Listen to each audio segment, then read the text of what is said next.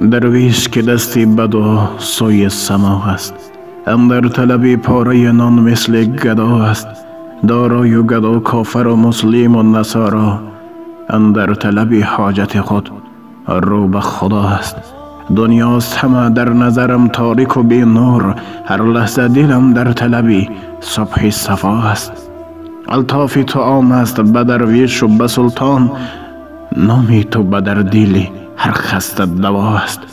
پنهان نبود نزد تو ای قادر قیوم، آن راز که پنهان نهان در دل ما است. روشنگر دل هاست کلام تو به هر حال، ذات تو ز عیب و گناه و شرک جدا است. یادی تو بود همدم و همراز غریبان، بر دستی اسیران جفا دیده عصا است. ای دوست ببین حال منی خسته افگار، همراز من این صبح فقط باد صباح است.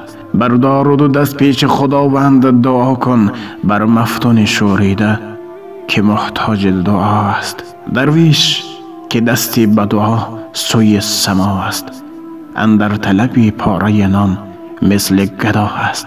دارای و گدا کافر و مسلم و نصارا، اندر طلب حاجت خود رو به خدا است. دارای و گدا کافر و مسلم و نصارا، اندر طلب حاجت خود رو به خدا است. برادران و خواهران علی قدر، شعر مذکور از یک برادر علی قدر ما، عبادالله آدینه مفتون، نوشته شده. بنده فقط خواننده این شعر هستم.